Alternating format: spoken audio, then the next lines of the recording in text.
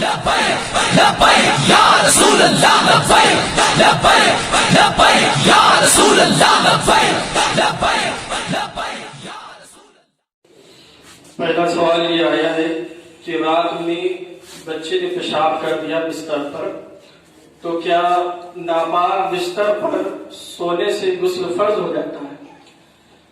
ناپاک بستر پر سونے سے غسل فرض ہو جاتا ہے یا نہیں، یہ سوال کیا گیا. غسل فرض اور واجب ہونے کی 5 صورتیں ہیں.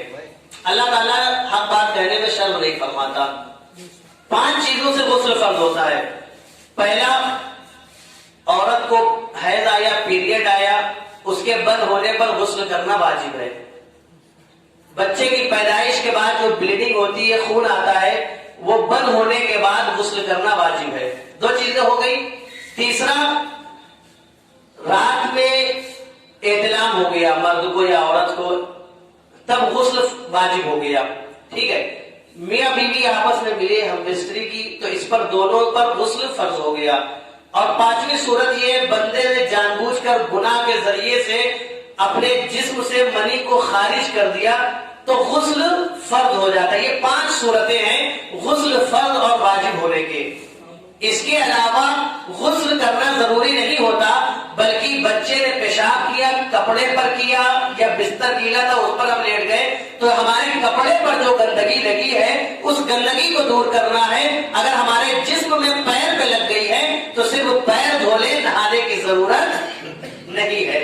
سمجھ میں آ گئی بات؟ یہ بڑی چیز مشہور ہے. عورتیں بچوں کو لیے رہتی، بچے نے پیشاب کر دیا، وہ نماز نہیں پڑھتی، بولے نماز، بچے نے پیشاب کر دیا ہم ناپاک ہو گئے. ناپاک ایسے نہیں ہوتا. مرد جا رہا ہے، کتے نے چھینٹے مار دی، بولے ناپاک ہو گیا. انسان ناپاک نہیں، بلکہ جہاں گندگی لگی ہے وہ حصہ ناپاک ہوا. کپڑے پہ گندگی آ گئی، کپڑا بدل لے. پیر پہ، ہاتھ پہ گندگی لگ گئی، ہاتھ پیر دھو لے. انسان ناپاک نہیں ہوا. یہ 5 صورتیں جو میں نے بتائی، اس سے غسل فرض و واجب ہوتا ہے. واللہ ورسولہ اعلم. دوسرا سوال یہ آیا ہے کہ کچھ عورتیں اور کچھ لوگ ایسا سوچتے ہیں کہ اگر دودھ بہہ جائے یا پھٹ جائے تو اس کو منحوس سمجھتے ہیں. اور اسی سے ریلیٹڈ ایک سوال یہ بھی ہے کہ کانچ کا ٹوٹنے کو بھی برا جانتے ہیں، اس کے لیے حدیث میں کیا؟ قرآن و حدیث میں اس طرح کی کوئی بات نہیں ہے. اسلام ان چیزوں سے روکتا ہے. حضور ارشاد فرماتے ہیں بدشگونی سے بچو. یہ سب بدشگونی ہے. کانچ ٹوٹ گیا یا دودھ بہ گیا، اب برا ہوگا، بلی نے راستہ کاٹ دیا، تو اسلام میں یہ چیز داخل نہیں ہے. بس اسلام تو یہ کہتا ہے کہ ساری اچھی اور بری چیزوں کا اختیار رب تبارک و تعالیٰ کے دست قدرت میں ہے. دودھ پھٹ گیا، اللہ کی مرضی سے پھٹ گیا. کانچ کا برتن ٹوٹ گیا. لوگ بولیں گے اس میں چٹکے برتن میں پانی نہ پیو. نہ پیو اس لیے نہ پیو کیونکہ کہیں ایسا نہ ہو کہ برتن چٹکا اور آپ کے ہونٹ پہ لگ جائے، تکلیف ہو. اس لیے نہیں کیا کہ برتن چٹکے میں پانی پیو گے تو غریبی آئے گی. تو اس طرح کی بدشگونی سے بچنا چاہیے. جو اللہ اس کے رسول نے حکم دیا ان احکام پر عمل کرے. حضرت السلام علیکم.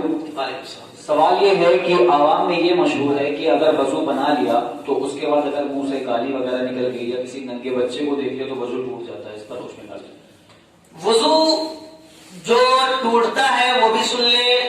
وضو ٹوٹتا ہے پیشاب پاخانہ کرنے سے یا پیشاب پاخانہ کے راستے سے کسی اور چیز کے نکلنے سے وضو ٹوٹتا ہے.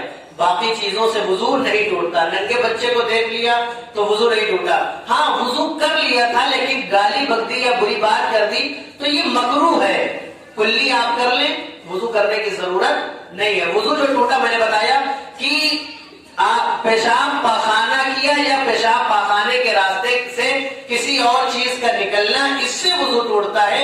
باقی ننگے بچے کو دیکھ لیا یا خود اپنا کپڑا، کبھی ایک سوال یہ بھی اس سے پہلے آیا تھا کہ گھٹنا کھل جائے تو وضو ٹوٹ جاتا ہے. ایسا نہیں ہے. وضو اس چیز سے ٹوٹتا ہے جو میں نے بتایا. باقی بری بات، گالی، اس سے بھی بچنا چاہیے. مولا علی فرماتے ہیں کہ جو شخص گالی بکتا ہے، مذاق میں ہی بکتا ہے، کسی شخص نے ایک گالی بکی تو اللہ تعالیٰ اس گالی کے بدلے میں اس کی قبر میں ایک بچھو پیدا فرما دیتا ہے. اللہ اکبر. تو یہ سب فاحش باتیں ہیں، بری باتیں ہیں. ان باتوں سے بچنا چاہیے. ایک صاحب نے سوال پوچھا ہے کہ عقیقہ کس عمر میں کرنا چاہیے، کیا اس کی کوئی قید ہے؟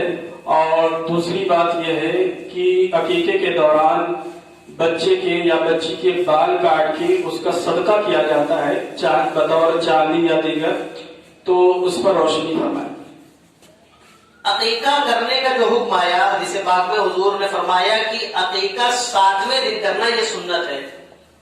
عقیقہ کرنا فرض اور واجب نہیں بلکہ سنت ہے، اور 7ویں دن کرنا یہ بہتر ہے۔ حضور نے حسنین کریمین کا 7ویں دن عقیقہ فرمایا۔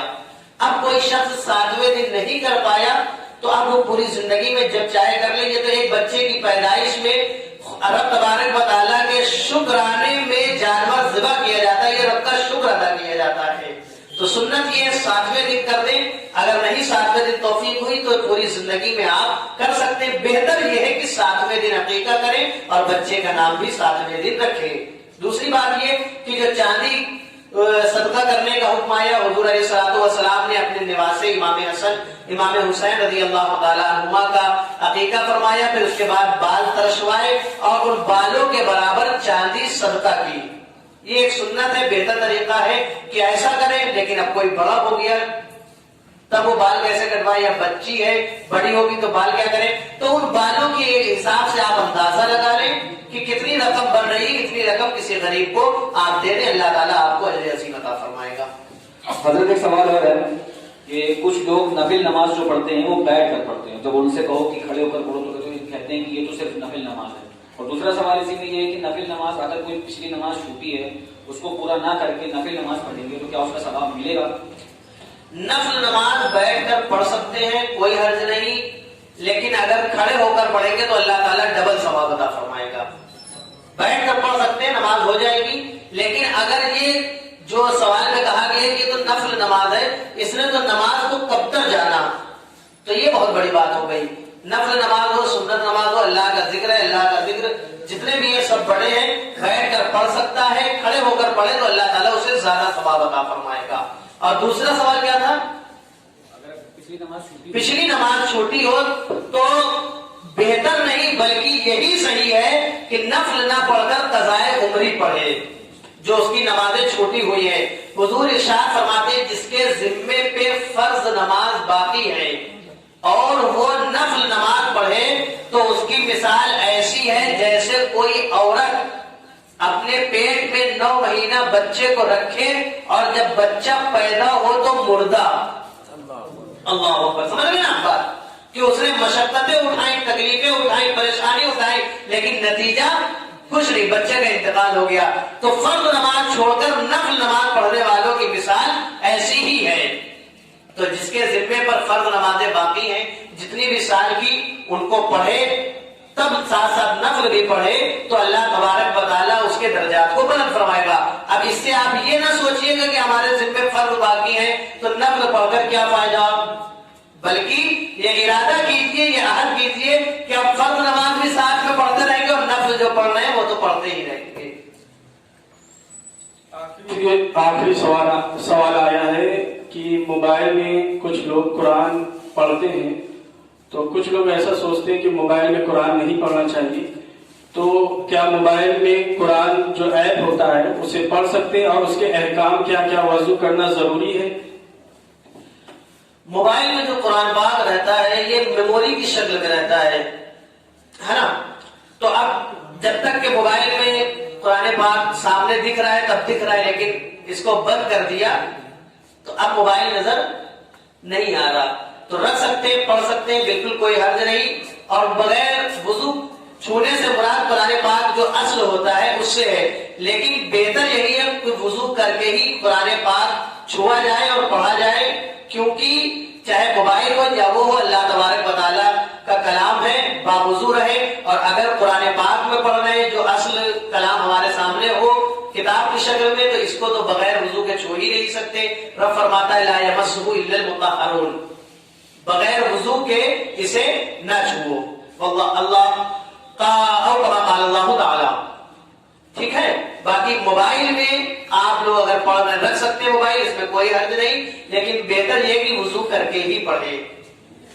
جی اب درود و سلام کی